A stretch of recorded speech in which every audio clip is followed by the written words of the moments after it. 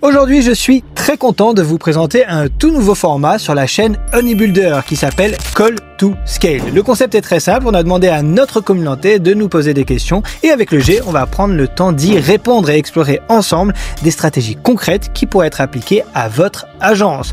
Pour ce premier épisode, les sujets sont brûlants. On va parler OFMIA, nouvelles plateformes, chatting, scaling. Donc si vous cherchez des réponses claires, des conseils pratiques et une bonne dose d'inspiration, vous êtes au bon endroit. Let's go! Hello le G, comment ça va? Ça va super et toi Vadim? Mais ça va bien. Écoute, bienvenue dans ce premier épisode de Call to Scale. Ce que je te propose, c'est d'attaquer direct les questions que j'ai reçues de la commu. Si c'est bon pour toi. C'est bon pour moi. Allez. Let's go. Première question, Instagram.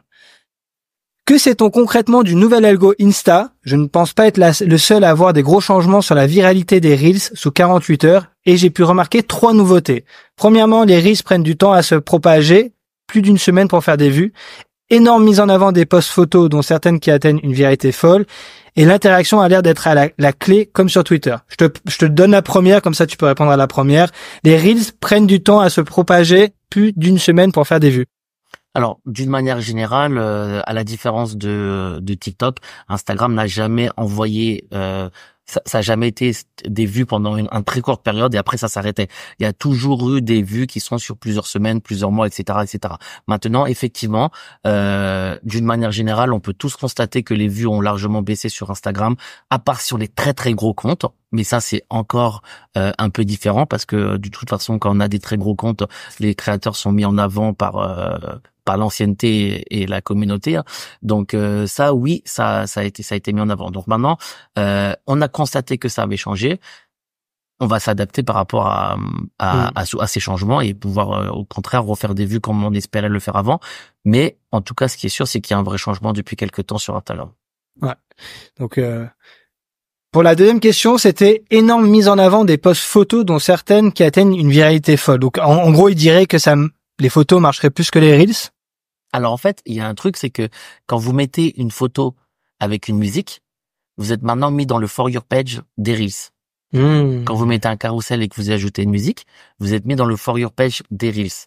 Donc en fait, il y a évidemment du coup des photos. Quand on met une musique, quand on met pas de musique, ça reste comme avant. Mais quand on met une musique, ça va dans le For Your Page, ça fait des carousels un peu à la TikTok en fait. C'est vrai que je vois ça beaucoup, hein. C'est vrai ça. Que en fait les mecs ils mettent même tu sais les carousels à texte. En dehors du business OFM, quand je fais ma veille sur un autre truc, je vois que beaucoup font ça et mettent le texte avec la musique. Ouais, bah du coup ça va dans le For Your Page des Reels que tu as pas quand tu as juste une photo sans musique. C'est une bonne strat pour le coup. Ouais, bien sûr, ça aide énormément les gens qui ont des modèles qui font pas de Reels par exemple. Ouais. Donc ça c'est la raison, c'est la réponse à cette question, c'est la raison de pourquoi tu as ce genre de score. Et la dernière question de cette personne, c'est l'interaction a l'air d'être à la clé comme sur Twitter. Donc je pense quand il dit interaction, j'imagine qu'il dit commentaires, DM et discussion interne. Probablement. Voilà, exactement. Ouais. Bah d'une manière générale, de toute façon, il faut savoir que les algorithmes et les plateformes, la seule chose qu'ils veulent, c'est que ils vous laissent ils veulent qu'on reste sur la plateforme. Pour qu'on reste sur la plateforme, ils sont obligés de nous proposer du contenu de qualité. Comment ils savent si le contenu est de qualité? C'est si vous avez été, il y a eu des commentaires, des sauvegardes, des partages, etc., etc. Donc, évidemment, moi, je vous encourage à répondre à tous les commentaires dans la mesure où c'est encore humainement possible. Mais honnêtement, après, il y a des modèles où c'est plus du tout possible. Ah non, c'est plus possible à un moment donné. Les partages, ça a l'air d'être aussi quelque chose, parce que là, bon, l'interaction, c'est une évidence. Je pense que c'est un réseau social, donc de base logique. Mais il y a aussi le partage. Je vois que le partage dans le scorecard d'Instagram, ça commence à être dans le top 3, quoi. Hein. Ben pour moi, c'est le numéro 1 d'après ce que je comprends parce qu'en fait, Instagram, ils ont compris une chose, c'est que on a tous des gens qui nous envoient des reels, nos copines, etc., etc. Et c'est devenu vraiment un truc qui est dans le quotidien de Instagram. On est sur les reels, on envoie à quelqu'un. Et donc du coup, après, on commente le reels entre des groupes d'amis ou ce genre de choses. Et donc du coup, le partage, il est vraiment favorisé par Instagram parce qu'ils savent que quand on partage, après c'est vu soit dans un groupe d'amis, soit c'est vu. Donc c'est vraiment mis en avant. À la différence de TikTok. Ou TikTok, bah on va pas se partager un TikTok dans nos messageries internes de TikTok, on le fait jamais. C'est vrai, t'as raison. Donc pour que les gens comprennent bien, les gens sur Instagram en fait. C'est ça en fait, pour que les gens comprennent bien. Donc est-ce que si de manière très débutante, je réfléchissais à lancer ma modèle, je me dis, là, je sais maintenant que les photos carousel avec musique, ça peut aller dans le For You page et créer du reach autant qu'un Reels. Donc, je me fais pas chier pour faire un Reels et je fais une photo carousel avec de la musique. Deuxième, j'essaie de créer des posts qui vont pouvoir donner la possibilité aux gens de le partager parce que ça monte dans le scorecard. Et le troisième truc que je voulais te demander, c'est est-ce que Instagram, c'est pas maintenant genre stories? J'ai l'impression que les gens consomment que de la stories plus que du Reels. Et quand ils sont sur le feed, du coup, après, ils partagent. Donc, en fait, la consommation se fait comme ça. C'est-à-dire que la personne, elle vient sur un compte Instagram, elle va aller sur la stories de la personne, elle va regarder un peu sa vie, elle va regarder un peu ses Reels, et là, boum, elle va en voir un cool, elle va le partager, et ensuite, elle va discuter avec les gens. C'est Exactement. un peu l'idée, quoi. Ouais, ouais. Bah, de toute façon, c'est évidemment ça, et beaucoup de moins sur les photos, par exemple. Les gens vont plus souvent, je pense pas, mais c'est évident qu'ils vont plus souvent dans l'algorithme des Reels que plutôt dans aller voir les photos des gens dans le feed, etc. Ils vont sur les stories, par contre. Ça, on l'a vu que c'est les stories, ouais, c'est la folie, quoi. Ça a été mis en place par Instagram à la base et c'est le truc qui fonctionne énormément. Et il y a plein de petites options maintenant sur Instagram de pose-moi des questions et tout ça. Et ça, j'encourage à utiliser toutes ces fonctions de l'application, en fait. Ouais. Parce interaction, quoi. Ouais, voilà, vous mettez une story, pose-moi une question, comme ça après vous pouvez le mettre en story à la une, ça amène un peu de valeur, enfin d'humain dans le compte. Et c'est important d'utiliser de toute façon tous ces trucs que Instagram propose parce que la chose que Instagram veut, c'est qu'on utilise ces fonctions qu'ils ont mis en avant, en fait. Donc quand vous réfléchissez assez à ce que la plateforme veut que vous fassiez sur la plateforme, et il faut le faire. Tous les trucs. Ouais, bien sûr. Ouais, c'est logique, ça a du sens. Ok, cool. Bon, j'espère qu'on a répondu à toutes ces questions. Je crois que oui. Deuxième question, c'est une question sur de l'acquisition. Elle est assez intéressante et je t'avouerai qu'en lisant cette question, j'ai découvert une nouvelle plateforme, moi, pour le coup, parce que je la connaissais pas et je serais curieux de savoir si tu la connais. Être avant-gardiste sur le nouveau réseau social Blue Sky, cela peut être une bonne idée pour un futur trafic d'acquisition. Alors, comme tu te doutes, Vadim, je suis déjà sur Blue Sky. Alors après, honnêtement, j'ai un compte, on a testé sur 2 modèles. Le truc, c'est que pour le moment, de ce que j'en vois, c'est que déjà il y a pas de data. On sait pas les vues, les posts, elles ont fait combien de vues, etc. Ça reste quand même un peu compliqué. Cependant, si on y passe 10 minutes dans la journée, faire un ou deux posts, aller liker des commentaires, poster, parler avec des gens, etc. Honnêtement, pourquoi pas ça peut être un truc. Mais ça va. Il y a aussi beaucoup de Français qui sont sur Blue Sky. Il y a pas que, c'est pas que. En fait, ça peut une copie de Thread pour moi, non? Non, mais en fait, Blue Sky, ça a été inventé par les anciens de Twitter qui ont vendu à Elon Musk et ils ont recréé Blue Sky, qui est une copie conforme de Twitter quand c'était bleu comme ça, tu vois. Alors, j'aurais vu que ça soit un oiseau, c'est un papillon, mais c'est tout exactement pareil. Sauf que pour le moment, quand tu mets ton post, t'as pas la possibilité, ou alors je l'ai pas vu, mais de savoir combien t'as fait de vues, etc. Donc, c'est un peu compliqué de naviguer à blanc, quoi. Et j'ai une autre question qui est, merci pour la réponse pour cette question-là, mais c'est corrélé. Est-ce que tu prends pas le risque quand même quand tu vas sur une nouvelle plateforme de te distraire un petit peu de ton axe, de ta mission principale qui est de quand même essayer d'améliorer ton funnel principal. Je sais pas, j'ai l'impression que je vois beaucoup de gens qui s'éparpillent un peu et qui, alors je dis pas qu'il faut pas backup, avoir un Instagram, un Twitter, c'est une chose, mais tu sais, où les gars ils comprennent pas que ça demande beaucoup d'efforts de masteriser une plateforme. Et du coup, ils voient c'est un peu le syndrome de l'objet brillant. Ils voient une nouvelle plateforme, ils disent, je comprends la question qu'il posait lui, c'était plutôt d'être opportuniste. Et c'est pas con, parce que c'est vrai que quand t'es sur les premiers dans une plateforme, tu vas avoir beaucoup plus de reach, etc. Mais est-ce que c'est pas aussi, sauf si tu passes 10 minutes par jour dessus, le risque de s'éparpiller un petit peu, tu vois? Non, mais c'est vrai. Alors après, pour le coup, être avant-gardiste, ça veut pas dire grand-chose pour le coup, parce que si on prend l'exemple de Threads, moi Threads, j'y étais il y a un petit moment et c'était tout pourri. Franchement, ils s'étaient pas boostés, machin, et au final, t'as beau être là avant tout le monde, t'avais pas de truc. Et après, Threads a commencé à booster tout le monde parce qu'ils ont vraiment, si on dit on veut vraiment que cette application fonctionne. Donc les posts, ils ont été mis en avant, mais au final, on a beau avoir eu des comptes genre 6 mois avant, ça générait pas de trafic quasiment, alors qu'au final, quand t'es arrivé après, même si ton compte il avait 6 mois, c'est pas le fait que ton compte avait 6 mois que t'étais mis en avant. C'est juste que ils ont commencé à changer l'algo pour le mettre en avant. Et ce que j'espère, c'est que Blue Sky fasse la même chose. Et en fait, ça me fait penser à un truc. Je pense qu'il y a un autre truc que les gens font assez mal, c'est que c'est pas le fait d'aller. Je pense que il y a un truc qui me vient là. C'est pas que les gens, ça sert à rien d'arriver les premiers sur la plateforme.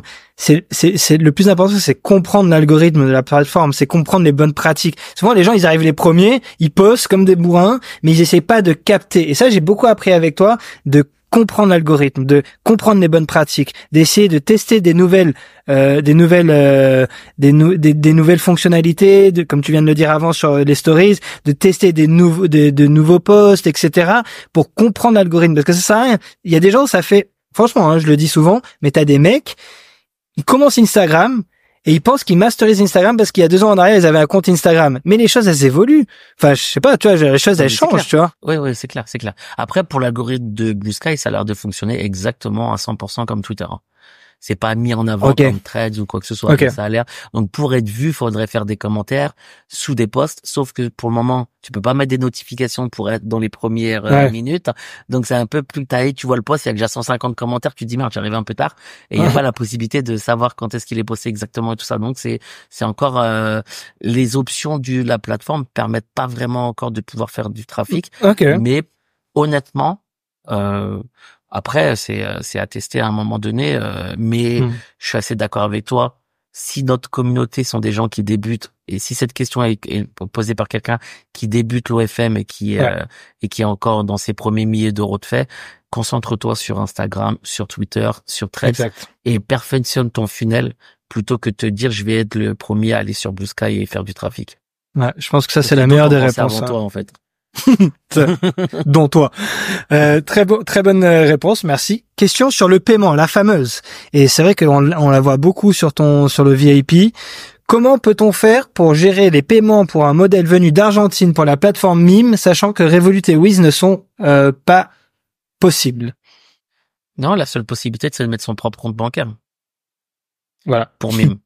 C'est la seule possibilité, mais légalement, vous recevez de l'argent qui vous appartient pas à votre nom. Et par contre, l'argent va arriver. Mais à un moment donné, votre banquier peut vous poser la question, comment ça se fait que vous recevez de l'argent à un nom qui est pas le vôtre et tout ça. Et puis surtout, si vous êtes, si vous êtes en micro-entreprise, vous allez donc devoir déclarer sur l'intégralité du chiffre d'affaires. Avant le paiement de la modèle. Donc, si vous avez une Argentine, je conseille plutôt d'aller sur OnlyFans. Voilà, donc t'as ta réponse. Si jamais tu as une modèle argentine, Mime, on switch sur OF, c'est compliqué. Ou alors tu mets ton propre RIB, quoi. Mais ça, c'est illégal. Illégal, je sais pas, mais en tout cas, c'est comme déconseillé, quoi. Ouais, si tu fais 2 000 euros par mois, ça passera. Si tu fais 20 000 euros par mois, à mon avis, ton banquier va commencer à se dire, c'est quoi ces 20 000 euros qui arrivent tous les mois à un nom qui est pas le tien, quoi.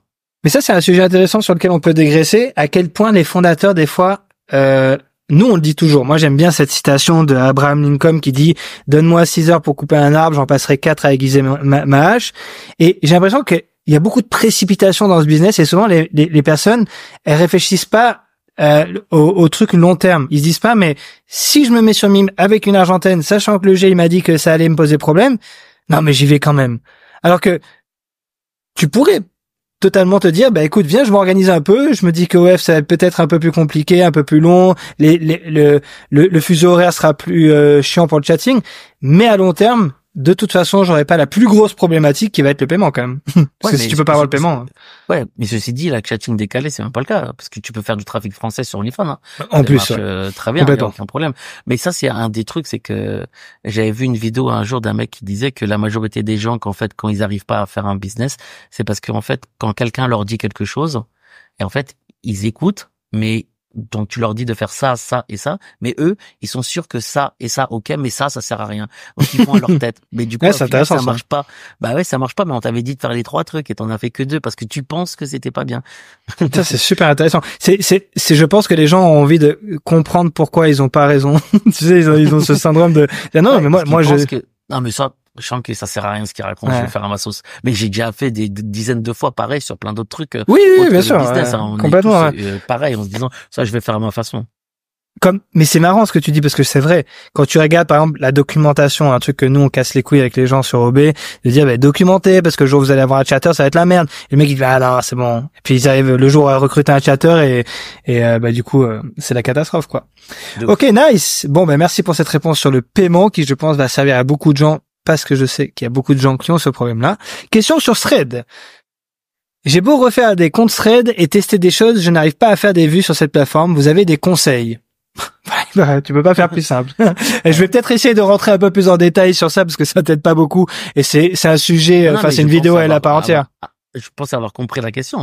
J'avais des comptes avant, ça faisait des vues. Maintenant, je fais des nouveaux comptes, je fais pas de vues. Pourquoi? Exact. En fait, souvent, c'est lié au fait que tu fais pas de vues parce que déjà, il faut savoir une chose. Et ça, je le répète à chaque fois, c'est que les vues, c'est pas un acquis. Tu vois, genre, c'est pas genre tu vas créer un compte et t'as obligatoirement un compte qui va être viral. Il y en a plein de gens qui ont du mal à le comprendre. Et des fois, tu vas créer 10 comptes et t'auras pas les 10 qui vont bien fonctionner.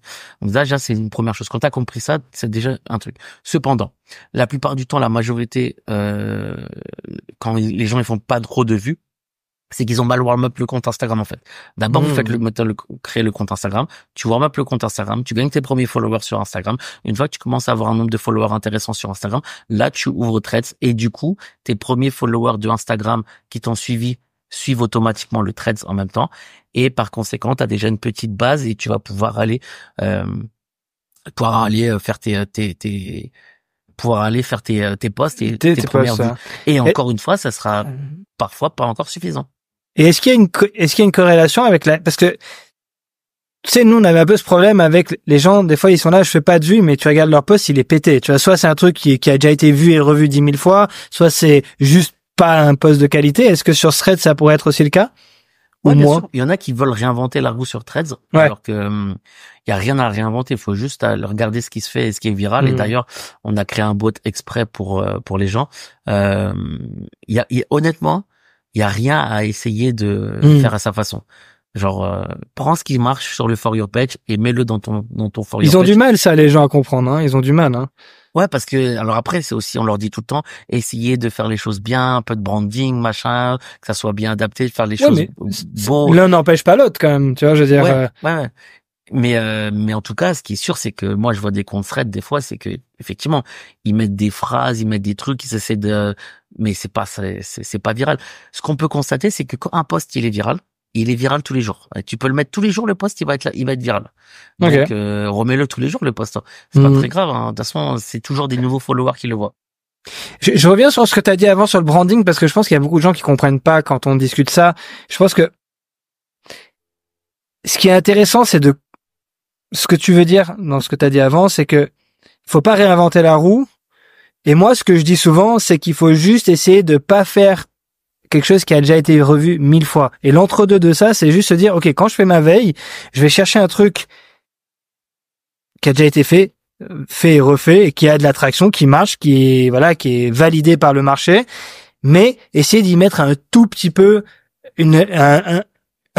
un soupçon de touch personnel, quoi, tu vois. C'est là quand je dis le branding, les gens vont trop loin après, des fois ils sont là en mode, et c'est là où ça rejoint ce que tu as dit, ils veulent réinventer la roue, c'est qu'ils veulent prendre un concept et complètement le changer, alors que non, tu peux prendre le concept qui a déjà marché et surtout ensuite faire en sorte qu'il soit adapté à ton modèle. Moi, c'est plutôt dans ce sens-là. On est d'accord? Ok, cool. Bien sûr. Parce que des fois ça complique, j'ai l'impression que les gens se compliquent la vie pour rien. Sur comment ils doivent choisir leur niche, comment ils doivent choisir le contenu qu'il y a. Et souvent, nous, c'est ce qu'on dit dans le bootcamp, c'est lancez votre modèle normal, discutez un petit peu avec, essayez de trouver un truc qui est facile à mettre en place et qui prend pas trop de temps au modèle, parce que surtout que le modèle, elle va pas forcément vous donner beaucoup de temps au début, mais surtout qu'il soit, comme tu dis, qu'il soit validé par le marché. Allez pas essayer de faire un truc pour essayer de surprendre les gens. Essayez plutôt de faire un truc qui marche, mais mettez-y une petite touche. Ça peut être juste un petit hook différent ou une manière de faire les choses différentes, mais pas un truc qui est incroyablement différent non plus, quoi.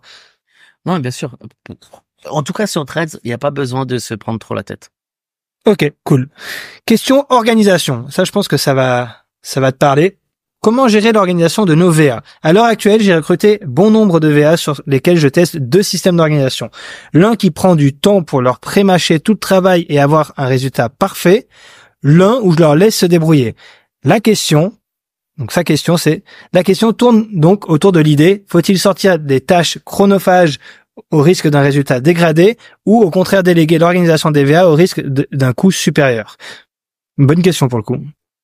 Alors, en fait, j'ai pas à 100%. Alors, en gros, ce qu'il demande, c'est que, et moi je la capte et je vais essayer de la simplifier. En gros, ce qu'il demande, c'est que est-ce que quand tu vas donner, en fait, moi j'ai même une réponse à ça qui est assez intéressante. En gros, lui il demande comment est-ce que toi, quand tu vas déléguer tes tâches au VA, comment est-ce que tu fonctionnes? Est-ce que tu leur donnes un truc qui est avec des SOP hyper techniques, hyper machin, ou est-ce que tu les laisses un petit peu en mode freestyle au risque de perdre en qualité? Je te prends un exemple, par exemple, si tu leur dis de faire un truc sur Twitter, est-ce que tu prends le risque de leur dire, ben voilà, il faut commenter sous post, et du coup, bah tu sais très bien que ça va être de la merde, et tu prends le risque, mais de toute façon, t'as plus envie de le faire, donc ça va être moins bonne qualité. Ouais. Alors moi, ils ont des SOP détaillé, mais pas détaillé au point de tu vas commenter sur ce compte-là, tu vas commander sur ce compte-là. Ils ont une liste de pas mal de comptes où ils doivent faire des réponses sous les commentaires, mais je leur laisse quand même une certaine liberté, évidemment. Mais comment tu garantis la qualité du coup? Parce que des fois ils sont un peu mystiques leurs réponses. Ils vont te mettre des smileys, des trucs qui ont. Parce que je pense que là, feedback en fait très souvent. C'est ça. Voilà. Mais c'était ça la réponse que je pense qu'ils voulaient avoir. Parce que la problématique de beaucoup de gens, c'est qu'ils comprennent pas comment améliorer en fait tu vois la phase d'apprentissage. Au début, ils ont l'impression que quand ils vont donner une tâche sous commentaire au mec, le mec met des commentaires lunaires. Du coup. La seule solution, c'est de faire des feedbacks, quoi. Bah moi, très souvent, genre, je vais voir un compte Twitter, je regarde ce qui se passe, et je fais des screens, et je fais des réponses, par Telegram. Donc, je fais un screen, je fais ça, là, par exemple, c'était pas bon, ça, c'était pas bon, ça, c'était très bien, par contre, etc. Et ça marche? Ouais, il s'améliore, et bien sûr, il s'améliore parce que, et en plus, j'ai un truc aussi, c'est que je leur dis, c'est que, et ça, c'est que ça soit les chatteurs ou les VA, quand vous faites des feedbacks, si vos réponses c'est OK, merci, et vous avez pas envie de vous améliorer, bah en fait on va pas vous garder, parce que moi ce que je veux c'est ça me dérange pas d'avoir des gens qui sont pas ultra compétents dès le départ, mais à partir du moment qu'ils ont envie de s'améliorer et qui montrent un intérêt de vouloir progresser, de faire d'aller dans le bon sens, alors qu'un mec que tu te fais chier à prendre 1 heure de ton temps pour faire des screens, des explications, tu lui expliques bien avec t'entoures le truc et tout, et le mec il te répond ah OK chef merci. Bah non, c'est bon, s'il te plaît. C'est super intéressant ça. Donc merci, mais dans ces cas-là, la prochaine fois, t'as intérêt à avoir pris en compte tout ce que je t'ai dit. Donc en gros, je pense que si je répète, c'est un hybride pour répondre à sa question. C'est un hybride de ce que lui faisait, dans ces deux solutions. Mais ce qui est très intéressant dans ce que tu présentes, c'est que on s'en fout du niveau du mec.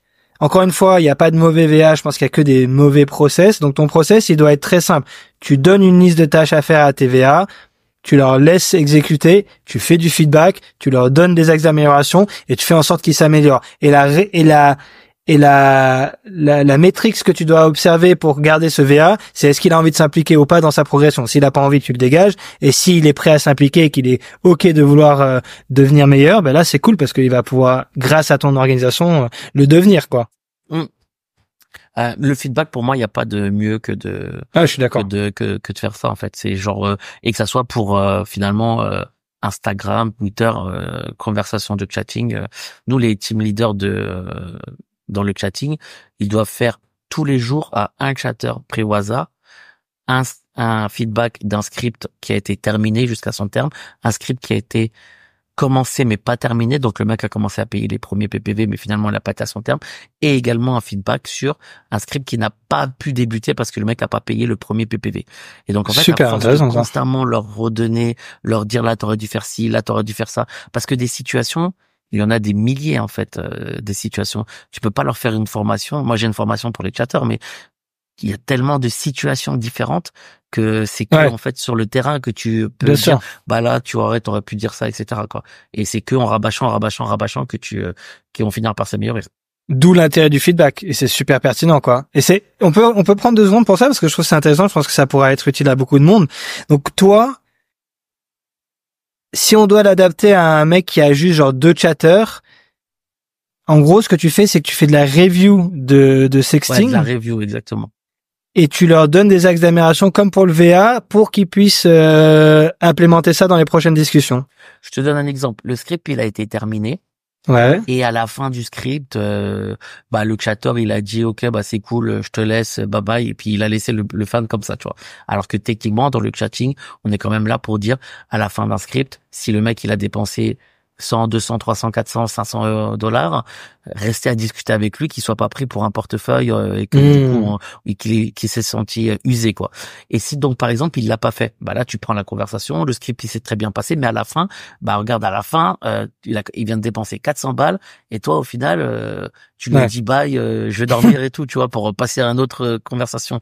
Donc je veux bien que tu as d'autres conversations en cours et que tu as d'autres scripts en cours et d'autres personnes à qui répondre, mais le mec vient de dépenser 400 balles ou même 300 ou même 200, tu peux passer encore un petit quart d'heure, 20 minutes à discuter, même si ça va plus rapporter d'argent, ça rapportera de l'argent pour la prochaine fois quand il viendra, tu vois.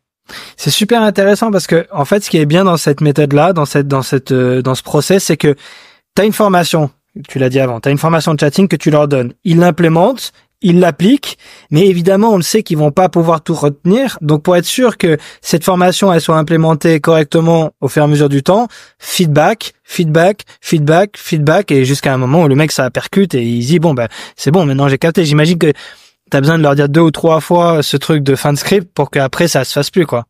Ouais, bien sûr. Des fois un peu plus que 2 ou 3 fois, mais 20 ou 30 fois. Non, mais c'est sûr que on est dans le chatting, on est face à des gens qu'il faut souvent répéter et un peu il faut toujours répondre de façon. Et moi ce que j'adore faire, c'est que je mets toujours dans des situations je prends toujours la situation de l'OFM et je la mets dans une situation de la vraie vie pour essayer que les gens ils arrivent à comprendre, tu vois. Pour visualiser, tu dis. Pour visualiser. Et quand tu remets cette situation-là dans la vraie vie, est-ce que tu ferais ça comme ça? Ah ouais, non. Bah ouais, tu ferais pas ça comme ça. Donc, essaie de faire le truc. Et ça permet de leur faire un peu plus comprendre parce que il y a certains chatteurs, ils vont pas capter pourquoi tu leur demandes de faire ça, en fait, parce que c'est pas naturel. Comment tu fais pour pas perdre patience avec les chatters? Je vois qu'il y a je sais qu'une de tes grandes missions dans le business OFM, parmi plein d'autres, c'est le respect des prestataires de services. T'es très aligné sur un truc, c'est que si les gens se respectent pas, payent pas, etc., tu bannis. Mais comment est-ce que toi, tu fais pour pas perdre patience avec un chatter qui des fois, on sait que des fois ils ont un peu de mal, quoi, tu vois? C'est quoi ta technique pour te dire, parce que t'as quoi, 50 chatters maintenant? Comment 55. Tu fais, 55, comment tu fais pour pas, à un moment donné, tu vois, genre, quand il y a un mec qui fait une énorme connerie ou qui, tu vois, écoute pas ou applique pas après la 2, 3e fois, comment tu fais, c'est quoi la pédagogie que tu mets dans ce process?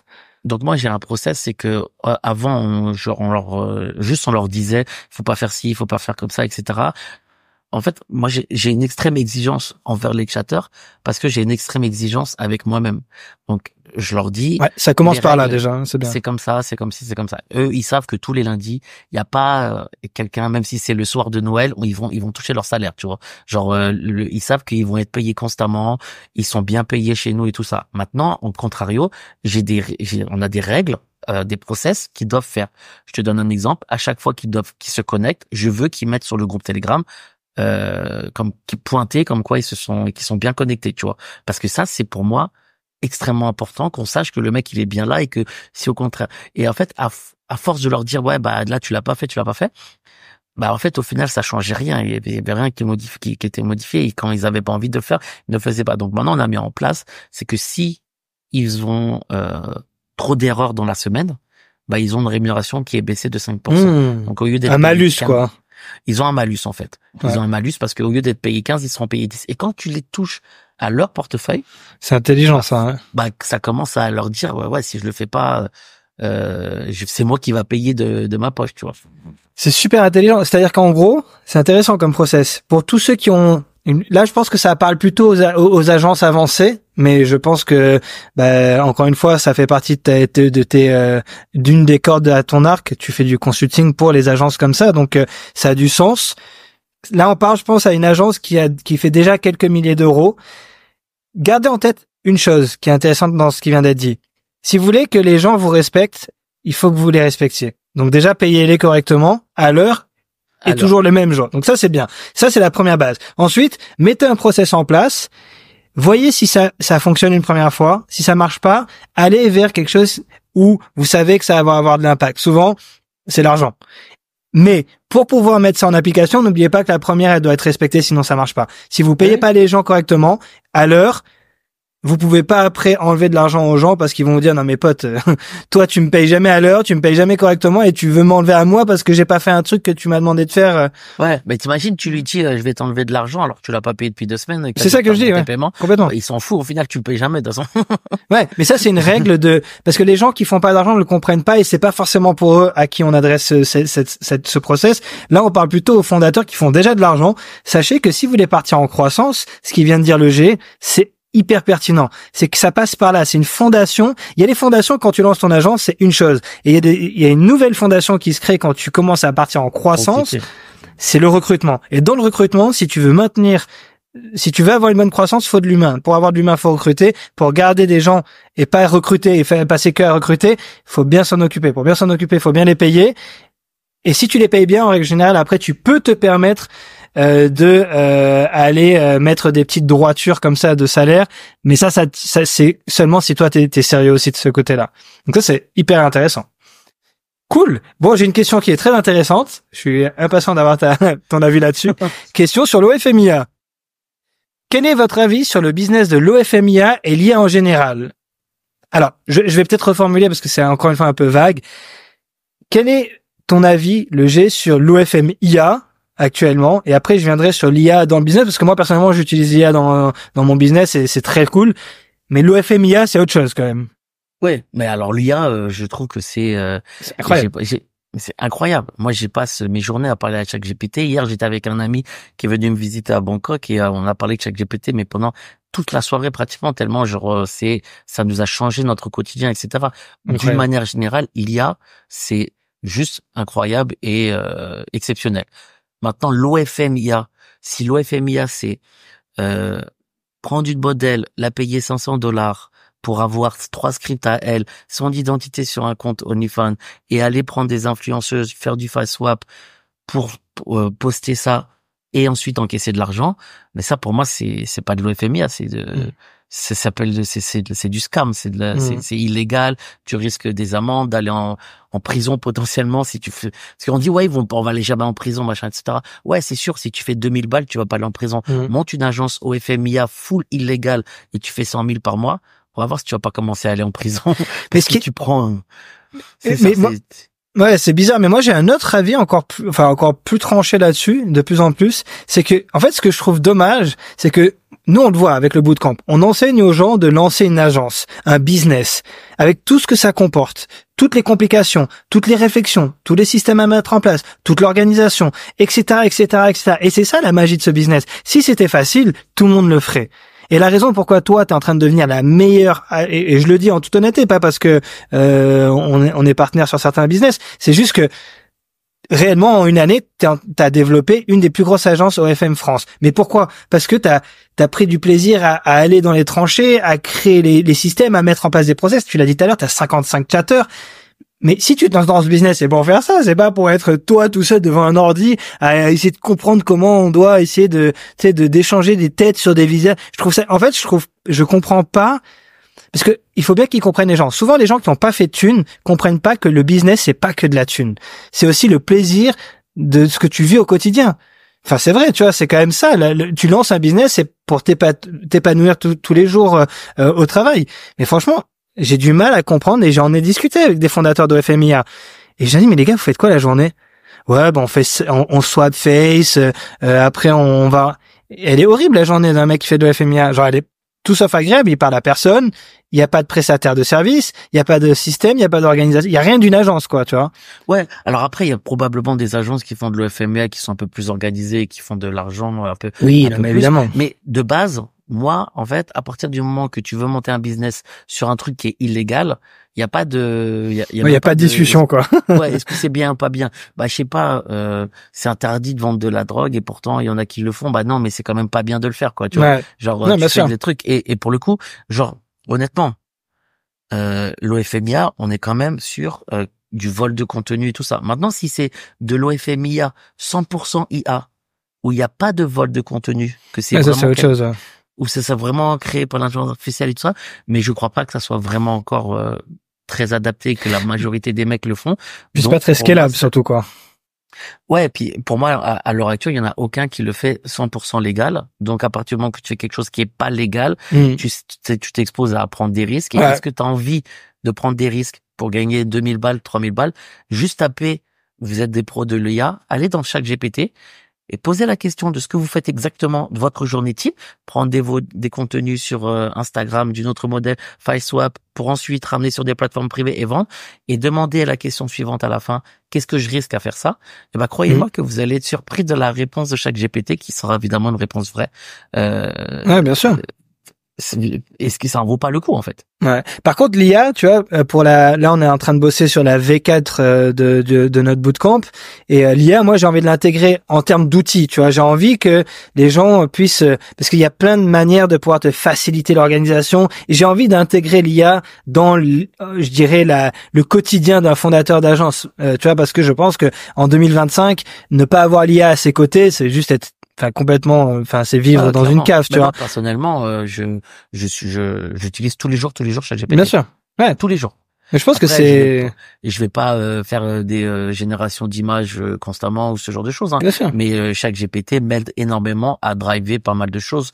La formation, des façons de discuter avec sur les feedbacks, enfin sur plein de trucs en fait. Sur des bios Instagram, sur des idées, sur quand je vais scraper du MassDM, trouver des idées de scrapping et tout ça. Je lui en pose des questions tout ce temps pour pouvoir moi après je prends l'information et à moi, ma façon de faire, bien je sûr, la reprends et je la fais à mes idées, Moi, ça, c'est mon main focus pour cette V4, c'est vraiment de voir comment est-ce qu'on peut faire en sorte que certaines tâches qui sont, et c'est une vérité, dans le business de l'agence dans lequel on est, il y a plein de tâches qui sont très, secondaires, mais qui sont malheureusement assez indispensables pour le bon fonctionnement de l'agence. Donc, si on peut les automatiser en quelque sorte grâce à l'IA, mais ce serait con de pas le faire parce que ça nous permettrait de passer plus de temps sur des trucs où l'IA ne peut évidemment pas nous remplacer. Et là, dans ce cas-là, c'est une bénédiction, tu vois. Clairement.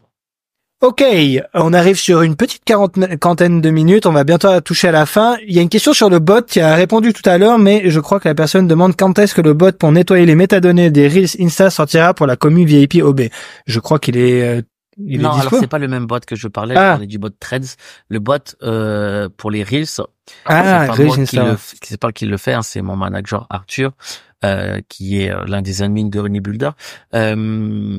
Pour le moment, le bot, je pense que Arthur, on n'est pas encore à 100% satisfait et que c'est pour ça qu'il l'a pas donné aux gens. Okay. Et donc, en fait, il veut juste donner quelque chose que quand il en sera 100% satisfait, parce qu'il veut pas donner quelque chose où il pourrait être critiqué ou quoi que ce soit par la suite.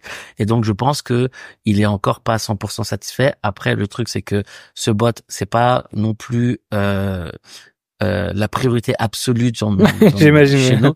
Donc, forcément, ça arrivera, pour le coach. Mais ça arrivera. Ça va arriver. Ok, cool. Question, chatting de nouveau. Alors cette question elle est intéressante, mais je pense que là aussi ça parle quand même peut-être à des fondateurs un petit peu plus avancés. Je voulais savoir si vous aviez des chiffres sur le nombre de fans parlés, nombre de messages envoyés, l'activité employée et le golden ratio par heure. En fait, certains chatteurs cela coule douce dans mon agence, mais je voulais comparer avec mes chiffres faits sur une heure en sachant que je voulais avoir une moyenne haute et ce dans vos agences et que vous considérez comme bon, voire très bon chatteurs. Alors, j'ai pas tous les données en tête d'une manière générale, mais moi ce que je regarde énormément quand même, c'est le ratio de déblocage. Ouais, ça t'en parle tout le temps. Le nombre de fois que tu débloques un PPV. Et en fait, donc par exemple, tu envoies 100 PPV et t'as un ratio de 15%. Donc il y a que 15% du temps que le mec il paye. Bah là, ça serait vraiment catastrophique, ça serait vraiment pas bon. Il paye que dans 15%, il est payé que dans 15% des cas. Un ratio qui serait plutôt, pour moi, excellent, c'est un ratio qui serait au-dessus de 50. Oh. D'accord? Okay. Un ratio qui est quand même... De tes standards ou d'une manière générale, tu dis? Non, je pense d'une manière générale avec l'expérience que je vois sur les chatteurs. Maintenant, je vois d'une manière générale que les chatteurs, ils sont quand même sur des ratios plutôt aux alentours de 30 à 40%. Ça reste quand même la moyenne de certains créateurs. Cependant, il faut aussi se dire un truc, un ratio de déblocage trop haut serait pas une bonne nouvelle. Ouais. Si votre créateur il débloque à 80% du temps, ça veut dire qu'il vend trop pas cher. Trop bas. Et ça, en fait, il y a des gens qui n'ont pas forcément capté le truc, mais il y a une anecdote qui est assez connue dans la vente. C'est un mec qui dont le patron donne, on va dire une connerie, je sais pas, il donne 100 trucs à vendre et le mec revient au bout de 1 heure. Il dit c'est bon, j'ai déjà tout vendu. Et lui il se fait ultra engueuler par son boss en fait, parce que normalement il aurait dû mettre toute la journée pour les vendre et il a vendu en 1 heure. Ça veut dire que t'as pas vendu assez cher parce que les gens étaient donc du coup t'aurais dû augmenter ton prix. Il a sous-pricé le truc quoi. T'as pas été un bon vendeur parce que t'as vendu tout en 1 heure. Non, t'as juste pas optimisé tes marges. Et ce qui est ultra important. Tu penses que t'es un bon vendeur parce que t'as tout vendu, mais en fait t'as tout vendu parce que c'était pas cher quoi. Mais par contre t'as aussi un ratio qui est sur combien de messages de pourcents. Par exemple, tu fais 100 messages et t'envoies combien de fois un PPV sur 100 messages, tu vois. Donc c'est ça qui veut dire, qui sont beaucoup plus bas, c'est genre quelques petits pourcentages. Maintenant, moi, ce que je regarde essentiellement, c'est le ratio de déblocage. Ok. Donc ça, c'est vraiment la première métrique. C'est ce que je regarde le plus en détail. Parce qu'il y a énormément d'informations sur Inflow et tout ça. Et j'essaie quand même de simplifier au maximum et de pas passer des heures sur des datas qui au final qui servent à rien. Ouais, mais je sais pas, je pense que cette question, je sais qui c'est qui l'a posée. D'accord, ok, intéressant. Bon, on le salue bien. Mais d'ailleurs, c'est marrant, là, je fais juste une petite parenthèse sur les datas parce que je pense que ça, c'est là où je voulais en venir, en fait. Il y a plusieurs niveaux de réflexion quand vous faites du chatting. Quand vous commencez, je sais qu'on a une grosse audience de débutants et ça, en règle générale, c'est souvent un tracas pour eux. Juste apprenez la psychologie, la persuasion et à documenter. Deuxième étape, vous allez déléguer, vous allez apprendre un chatter, apprenez à justement faire ce qu'il a dit le G avant, c'est-à-dire comprendre un petit peu ces métriques qui sont vraiment des métriques élémentaires. Et ensuite, quand vous commencez à avoir plusieurs chatters, là, vous pouvez commencer à mettre la tête dans les datas hardcore. Mais avant, ça sert à rien. Quand c'est vous qui chattez ou que vous avez un chatter, concentrez-vous juste sur une ou deux métriques. Toi, je pense que tu te concentres sur beaucoup plus de métriques que ça, mais en gros, quand tu dis je me concentre sur juste cette métrique-là, c'est parce que c'est la première que tu regardes et c'est celle qui te donne le signal vert de ce chatter, j'imagine. C'est ça qui est intéressant, quoi. Oui, mais sur plein de trucs, je prends souvent qu'une métrique aussi, hein. Sur le SDM, je prends également souvent qu'une métrique. Je vais pas aller en détail ultra poussé tout ça parce qu'à un moment donné, il faut simplifier. Il faut se simplifier quand même, simplifier la vie, on va dire. Ouais, par exemple, sur le MassDM, la donnée que je prends, c'est j'ai envoyé 100 000 DM, j'ai combien de retours en termes sur Instagram. Et je peux pas aller calculer pendant les 10 jours qui arrivent le chiffre d'affaires qui a été fait exactement parce que sur cette campagne-là, parce qu'en plus c'est ultra compliqué de le savoir. Donc honnêtement, sur votre chatter, prenez essentiellement le le ratio de déblocage, pas trop haut et évidemment pas trop bas. Et ça. Tu peux rappeler les chiffres juste très rapidement? Entre 30 et 40%, je pense que la majorité des chatters en France sur les chattings français, ils sont dans ces ratios-là entre 30 et 40%. Et si t'en as un qui est à 46, 50, je trouve que c'est plutôt très bien. Et si t'es beaucoup trop au-delà, je pense qu'ils vont trop bas. Ils vont trop bas. Super intéressant. Bah voilà. Magnifique, merci pour cette réponse. On a les 2 dernières questions qui sont sur Instagram et je pense qu'on aura fait le tour des questions. J'espère que ça vous a plu pour ceux qui sont restés jusqu'à là après ces 43 minutes. Mais je pense que comme toujours, les insights du G plaisent. Donc la question, elle porte sur Instagram, sur l'acquisition de followers. Mes Reels atteignent généralement entre 1000 et 3000 vues. J'ai 200 followers, mais cela ne se traduit pas par une augmentation de mes abonnés, malgré la qualité des Reels. En revanche, lorsque j'investis 10 € dans des publicités, j'arrive à gagner environ 50 abonnés par jour. C'est tout simplement qu'en fait, sur les 200 followers, donc en fait, c'est quoi finalement la vraie question? La question qu'il pose, c'est qu'en gros, quand il fait de manière organique un post, il fait entre 1000 à 3000 vues, mais il fait genre 0 conversion. Et quand il met de la publicité payante, donc il investit 10 balles dans les publicités, j'imagine il push sa publicité, là il fait 50 abonnés en 24 heures. Bah c'est donc déjà ça veut dire qu'il a bien ciblé son audience sur son Insta Ads. Donc maintenant de dire est-ce que Insta Ads ça fonctionne pour pouvoir ramener du trafic? Oui. Par contre ça a un petit coût etc. Mais oui, ça fonctionne bien. Après son Reels il a envoyé à ses premiers à ses followers qui sont. Je pense que c'est ça qu'il a pas capté ouais. Ouais. Parce que en fait envoyé à ses propres followers. C'est la différence qu'il y a en fait pour répondre à cette question-là. C'est que il est en train de confronter deux choses qui sont pas confrontables. L'organique, qui est ses 200 followers, qui, comme tu dis, quand il va faire un Reels, ils vont être envoyés à ces personnes-là. Et s'ils like pas, ils commentent pas, ils interagissent pas, ça sera pas poussé plus loin, vu que l'algo, c'est un algo circulaire. Alors que si tu donnes de l'argent à Mark Zuckerberg, t'inquiète pas qu'il va le donner à plus de monde, tu vois. Ouais, donc c'est logique, quoi.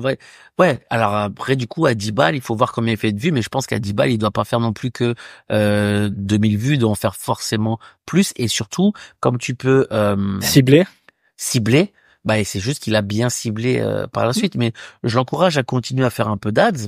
Ouais, carrément. Et de prendre des followers comme ça, et ensuite une fois qu'il aura une vraie base de followers qui est vraiment cohérente, et ces Reels seront envoyés à un échantillon similaire. Plus large, ça partira de cette façon. Mais c'est vrai que les ads, il faudrait qu'on fasse un de ces quatre. Dites-le nous en commentaire si jamais de faire une vidéo sur tout ce qui est trafic payant. On a fait sur le MassDM, ça a beaucoup plu. Les gens ont compris l'idée. Je pense qu'on pourrait faire un truc sur la publicité payante. Ça peut être intéressant. Ça a du sens. Faire genre juste bien aussi sur un lancement de compte en fait. Ouais. Ouais, c'est vraiment pas con. On fera une petite masterclass là-dessus. Le problème, c'est qu'il y a plein de gens qui ont du mal à se dire je mets de l'argent pour lancer des comptes, quoi. Ils veulent partir de zéro. Ouais, bien sûr. Il y a rien de plus dur, en fait, quoi. C'est toujours la même histoire. Hein. Deuxième et dernière question, enfin deuxième question de la même personne, mais dernière question de notre call to scale concernant les multi-accounts Instagram. J'ai 6 comptes Instagram. Est-il pertinent de faire du cross-partage de mes Reels sur 2 ou 3 de ces comptes secondaires pour toucher davantage de personnes qui ne me suivent pas encore? Alors, moi, je préférerais qu'ils le repostent d'une manière générale et que de façon différente, en fait. Parce que Instagram aujourd'hui, ils veulent mettre en avant les contenus originaux. Donc, en fait, le post qui va être mis sur un autre compte, il va pas être mis en avant sur des non-followers la plupart du temps. Donc, il faudrait mieux qu'il le riposte de façon différente sur d'autres followers. Par contre, s'il a 5 comptes, alors je sais pas si c'est des petits comptes ou des gros comptes, mais il peut évidemment se partager en story. Ah tiens, ça c'est mon compte. Ça c'est cool, ça. Machin, venez me suivre. Comme ça fait tout grossir en même temps, en fait. Hyper intéressant. C'est le moindre des trucs qu'il faut faire, en fait. C'est le minimum, quoi. Je comprends même pas un truc, je vais te dire, on va dire, il faut que je parle avec une agence, le mec, il a une première modèle et tout, et on va dire une connerie, il a 5000 followers sur le compte Instagram de la modèle, et il prend sa deuxième modèle, et il me dit, ouais, là, je vais remettre des ads sur le truc et tout, ou je vais mettre du MassDM et tout ça. Je mets déjà de base, t'as 5000 followers sur ta première modèle, partage ta deuxième modèle. De ouf. Dans Story, enfin, ah ouais, on peut faire ça. Mais c'est la Pourquoi base, tu pourrais pas? Tu t'es fait chier à partir de 0 dans l'OFM. T'as un compte à 5000. Et maintenant, sors-toi-en pour ta nouvelle modèle qui va être boostée plus rapidement. C'est marrant ce que tu viens de dire parce que j'ai l'impression que c'est quelque chose qui est assez, alors, j'arrive pas toujours à comprendre pourquoi. Et j'ai l'impression que c'est assez atypique de l'OFM, j'ai l'impression. C'est que il y a des trucs très logiques qu'on ferait dans la vraie vie et tout. Une grosse partie de notre communauté sont quand même assez jeunes, donc ils utilisent TikTok, ils utilisent Instagram, ils utilisent Threads, ils utilisent Twitter, mais quand ça arrive à le faire pour le modèle, des fois ils ont une logique qui est pas forcément du coup très logique. J'ai l'impression qu'ils se posent pas cette question de se dire mais comme toi tu le dis souvent, tu dis mais toi tu le ferais. Souvent dans l'école tu dis ça, tu dis mais toi tu le ferais pour ton compte? Bah non. Bah voilà. Bah ouais, si tu le ferais pas. C'est comme tout à l'heure, on a eu un message sur le VIP, quelqu'un qui disait dans le message de bienvenue, est-ce que vous metteriez une vidéo, message de bienvenue au Unify, tu vois, est-ce que vous metteriez une vidéo de nudité de la modèle? Je fais, est-ce que tu penses qu'une meuf pour dire bonjour à quelqu'un va envoyer ses nichons? En fait, non, elle va pas faire ça, tu vois. Bonjour, ça va? Et puis elle envoie ses nichons. C'était trop bizarre, quoi, tu vois. Ouais, non, mais t'as raison. Ils se mettent pas ils se mettent pas à la place du, en fait, c'est intéressant et tu le dis tout le temps et je pense que c'est qu'une question de temps pour que les gens comprennent que, en fait, vous incarnez le modèle. Donc, incarnez jusqu'au bout, essayez de vous mettre à la place et dites-vous si vous le feriez ou pas. C'est logique. Et peut-être après, que le mec, le fan, il aurait envie de recevoir ça. Ouais. Mais la modèle ne le ferait pas. Exactement. Normal, tu vois. C'est très différent. Faut que ça soit cohérent dans une vie classique. C'est très différent. Bon, le G, on arrive sur 50 minutes de call. C'était très agréable. Merci pour tes insights comme d'habitude. Pour ceux qui veulent te retrouver c'est sur le canal VIP ou sur le canal public OB. Si les gens veulent en savoir plus, comme toujours, ils peuvent te DM pour voilà, que ça soit une agence qui fait. C'est quoi maintenant tes targets un petit peu? C'est un petit peu de coaching avec des agences qui font un peu de pognon. T'es avec nous sur le bootcamp, en tout cas ça c'est sûr. Ouais, mais le bootcamp, coaching, call sur des agences, que ça soit des agences débutantes ou qui veulent apprendre une nouvelle stratégie ou qui veulent plutôt partir sur des plus gros chiffres ou quoi que ce soit. Il y a la possibilité de faire des choses ou tout simplement un call de découverte de 30 minutes sur une réponse de FAQ ou ce genre de choses. C'est toujours possible et sans aucun problème. C'est facile de trouver du temps pour trouver un call. Cool. Bon, ben magnifique. L'équipe, je vous dis à bientôt. C'était un plaisir de vous revoir. Le G, à bientôt. À bientôt à tous. Ouais, à bientôt, Vadim. Bye bye. Ciao, ciao.